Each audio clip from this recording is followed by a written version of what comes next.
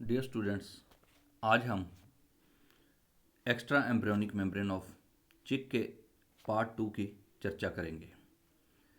Part 1 में हमने प्रथम extra embryonic membrane yolk sac का जिक्र किया था। आज हम एमनियोन, कोरियोन तथा योग सैक के बारे में बात करेंगे। सबसे पहले हम एमनियोन तथा कोरियोन का बात करेंगे। ये दोनों झिल्लियों का चर्चा इसलिए इकट्ठी की जाती है क्योंकि दोनों झिल्लियों का परिवर्तन बराबर होता है और इनकी उत्पत्ति भी एक साथ होती है।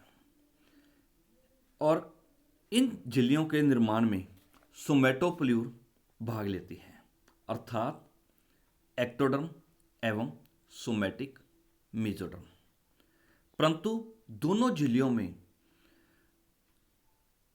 एक्टोडर्म एवं सोमैटिक मेसोडर्म की व्यवस्था अलग अलग प्रकार की होती है, जिसके बारे में हम बाद में बात करेंगे।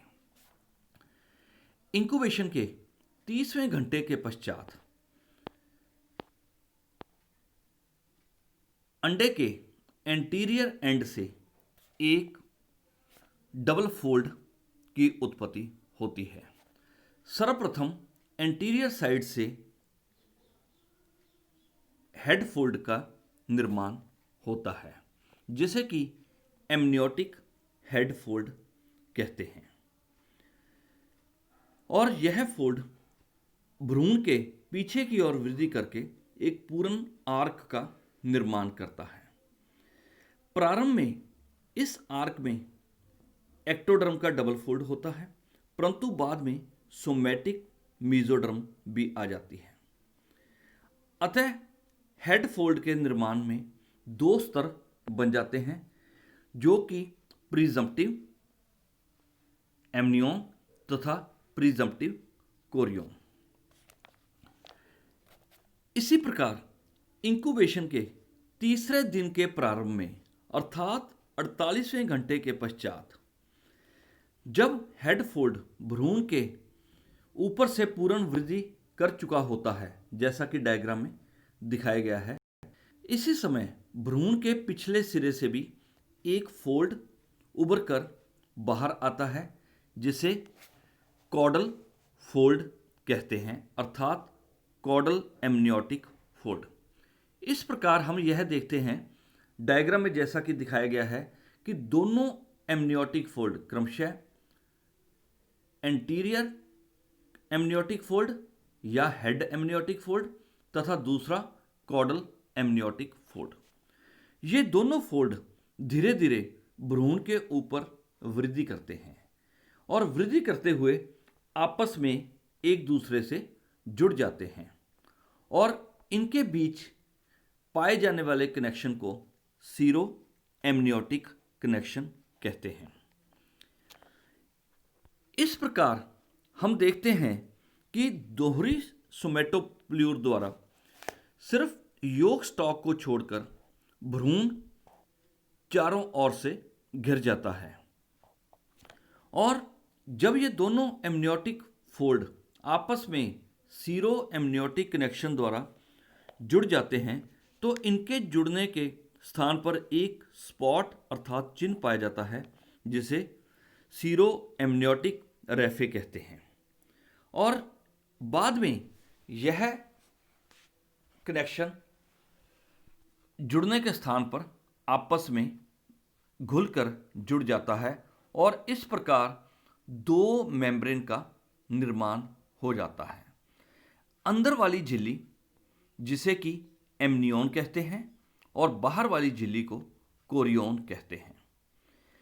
एमनियोन के अगर हम बाहर से अंदर की ओर देखें तो एमनियोन में की बाह्य स्तर, जो कि डॉटेड दिखाई गई है, यह स्तर सोमैटिक मेसोडर्म का तथा इनर स्तर एक्टोडर्म का बना होता है, जबकि बाहर पाई जाने वाली प्रोस्पेक्टिव कोरियोन, जो कि डायग्राम में दिखाई गई है, इसका आउटर स्तर एक्टोडर्म का तथा इनर स्तर सोमैटिक मेसोडर्म का बना होता है। अंदर वाली झिल्ली, जिसका नाम एमनियोन है, वह डेवलपिंग एम्ब्रियो के बीच एक कैविटी का निर्माण हो जाता है, जिसे कि एमनियोटिक कैविटी कहते हैं, जो कि इस डायग्राम में दिखाई गई है। और एमनियोन व कोरियोन के बीच की पाए जाने वाली गुहा को कोरियोनिक कैविटी अर्थात एक्स्ट्रा एम्ब्रियोनिक सिलोम भी कहते हैं। एमनियोटिक कैविटी फ्लूइड से भरी रहती है, जिसे कि एमनियोटिक फ्लूइड कहते हैं।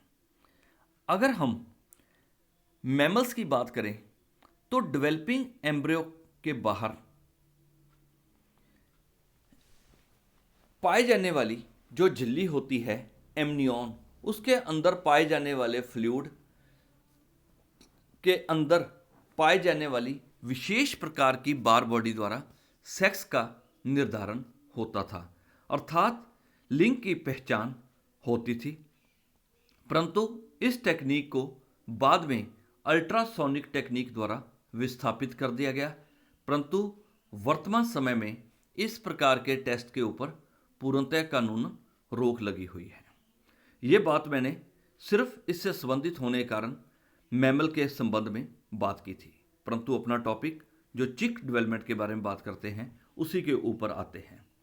जैसा कि अभी आपको बताया कि तीसरे दिन के प्रारंभ में कॉडल फोल्ड के निर्माण के पश्चात जब कनेक्शन जुड़ जाते हैं तो दो मेम्ब्रेन का निर्माण हो जाता है, जिसे कि एमनियोन तथा कोरियोन कहते हैं। और ये दोनों मेम्ब्रेन मिलकर भ्रूण को चारों तरफ से घेर लेती हैं। कोरियोन बाह्य स्तर होता है, जबकि एमनियोन अंदर का स्तर होता है।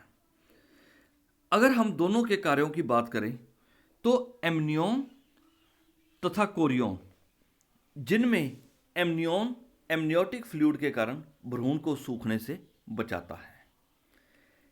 एमनियोन ही भ्रूण को बाह्य आघातों से रक्षा करता है और एमनियोन भ्रूण को कवच से चिपकने से रोकता है, जबकि कोरियोन भ्रूण के श्वसन अंग के रूप में कार्य करता है, जबकि पहले यह कोरियोन अवशोषण के रूप में भी कार्य करती है। इसके बाद हम थर्ड लेयर अलेंटोइस के बारे में बात करेंगे। एक्चुअल में यह चौथी झिल्ली होती है, क्योंकि हमने एमनियोन तथा कोरियोन की चर्चा इकट्ठे की थी। इंक्यूबेशन के 72वें घंटे के पश्चात भ्रूण के हाइंडगट से एक विशेष प्रकार की झिल्ली का निर्माण होता है, जिसे कि अलेंटोइस कहते हैं। यह अलेंटोइस एमनियोटिक फोल्ड के मध्य में पाई जाती है और यह सैक लाइक स्ट्रक्चर अलेंटोइस कहलाती है। अलेंटोइस जो कि थर्ड इस डायग्राम में दिखाई गई है, इसमें यहाँ पर इसकी शुरुआत हो गई है, जो कि एक हाइंडगट से एक सैक के नुमा स्ट्रक्चर के रूप में परिवर्तित होती है। और अलेंटोइस का निर्माण स्प्लैंक्नोप्ल्यूर से होता है, अर्थात इसके बाह्य स्तर स्प्लैंक्निक मेसोडर्म तथा अंदरूनी स्तर एंडोडर्म का बना होता है। यह सैक लाइक स्ट्रक्चर भ्रूण की हाइंडगट से अलेंटोइक स्टॉक द्वारा जुड़ी रहती है और ज्यों-ज्यों भ्रूणीय प्रवर्धन आगे बढ़ता जाता है, त्यों-त्यों अलेंटोइस का आकार भी वृद्धि प्राप्त करता जाता है और इसमें डेवलपिंग एम्ब्रियो के अवशिष्ट पदार्थ एकत्रित रहते हैं। अलेंटोइस तीव्र गति से वृद्धि करता है और धीरे धीरे वृद्धि करता हुआ, जैसे कि इस डायग्राम में दिखाया गया है, यह पूरी तरह एक्स्ट्रा एम्ब्रियोनिक सिलोम अर्थात कोरियोनिक कैविटी में फैलना शुरू कर देता है और पूर्णतः फैलकर यह पूरी की पूरी भ्रूण के चारों तरफ से और योग सैक को घेरते हुए पूरी की पूरी एक्स्ट्रा एम्ब्रियोनिक सिलोम में अपने आप को स्थित कर लेता है। ज्यों-ज्यों शरीर के वलन संकुचित होते हैं तो अतिरिक्त भ्रूणीय झिल्लियां भ्रूणीय भागों से पृथक होने लग जाती हैं और अलेंटोइक स्टॉक भी अलेंटोइक योग सेक्स के साथ मिलकर अम्बिलिकल कॉर्ड का निर्माण करता है। अलेंटोइक सैक की बाह्य दीवार वृद्धि करती हुई बाह्य भ्रूण के सबसे बाहर पाई जाने वाली कोरियोन के साथ जुड़ जाती है और जुड़कर, जो कि डायग्राम में दिखाया गया है, कोरियो अलेंटोइक मेम्ब्रेन अर्थात अलेंटो कोरियोनिक मेम्ब्रेन का निर्माण करती है। और अलेंटो कोरियोनिक मेम्ब्रेन में अगर हम सभी स्तरों का चर्चा करें तो इसमें सबसे बाह्य स्तर एक्टोडर्म, उसके तुरंत नीचे का स्तर सोमैटिक मेसोडर्म, थर्ड स्तर सप्लैंक्निक मेसोडर्म तथा चौथा स्तर एंडोडर्म कहलाता है। प्लेसेंटल मैमल में के कुछ मैमल्स में कोरियोनिक प्लेसेंटा का निर्माण इसी अलेंटो कोरियोनिक मेम्ब्रेन से होता है। इसकी चर्चा हम बाद में करेंगे। ज्यों-ज्यों अलेंटोइस का आकार बढ़ता है, इसका दूरस्थ सिरा चपटा होता जाता है। इसका प्रॉक्सिमल भाग, अलेंटोइस का प्रॉक्सिमल भाग, जो कि एम्ब्रियोनिक होता है, जबकि दूरस्थ भाग एक्स्ट्रा एम्ब्रियोनिक होता है। क्योंकि मैंने पहले बात की थी कि इन चारों झिल्लियों का निर्माण एक्स्ट्रा एम्ब्रियोनिक टिश्यू से होता है, परंतु अलेंटोइस में समीपस्थ भाग अर्थात अलेंटोइक स्टॉक का निर्माण एम्ब्रियोनिक टिश्यू से होता है। अलेंटो कोरियोन की डबल मेसोडर्मल वॉल में ब्लड कैपिलरीज का जाल पाया जाता है। ये कैपिलरीज एम्ब्रियो के सर्कुलेटरी सिस्टम